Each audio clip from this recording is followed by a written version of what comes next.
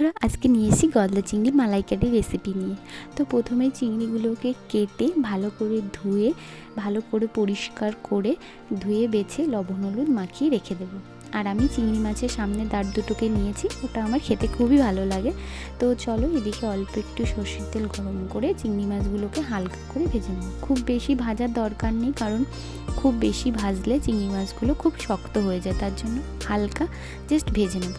তো এইদিকে ভাজাটা হতে থাকুক, আমি এদিকে একটা নারকেলের হাফে একটু নারকেলের দুধটা বের করে নেব। তো প্রথমে নারকেলটাকে ডুমো ডুমো করে কেটে নিয়েছি, এরপরে মিক্সিতে পেস্ট করে আমি এই পেস্টটাকে খানিকক্ষণ গরম জল দিয়ে ভিজিয়ে রাখবো।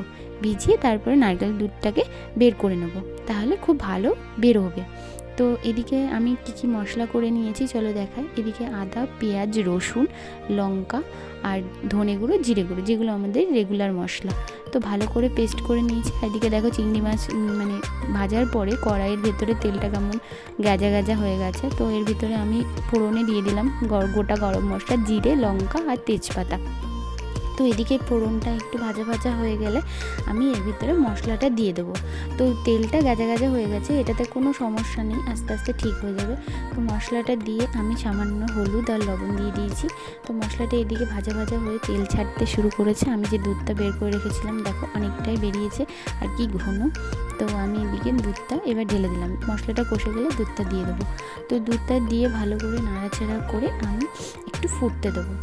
তো দেখতেই পাচ্ছ যে কালারটা কত সুন্দর এসছে। আমার আর এক্সট্রা করে কোনো হলুদ দিতে হয়নি, আগেই দিয়ে দিয়েছিলাম। তো এবার দিয়ে দিলাম লবণ আর পরিমাণ মতন একটু মিষ্টি।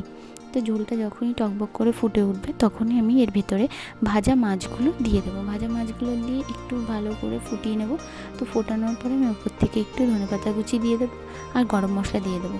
এবার ভালো করে একটু ফুটে উঠলেই আমি এর ভেতরে দিয়ে দেবো ঘি, হাফ চামচ মতো ঘি দিয়ে দেবো। ঘি দিয়ে দিলেই রেডি আমাদের চিংড়ি মাছের মালাইকারি। গরম গরম ভাতে খেতে খুব দারুণ এবং সুস্বাদু একটি খাবার। তো টাটা, বাই বাই, তোমরা সকলেই ভালো থেকো, সুস্থ থেকো। আর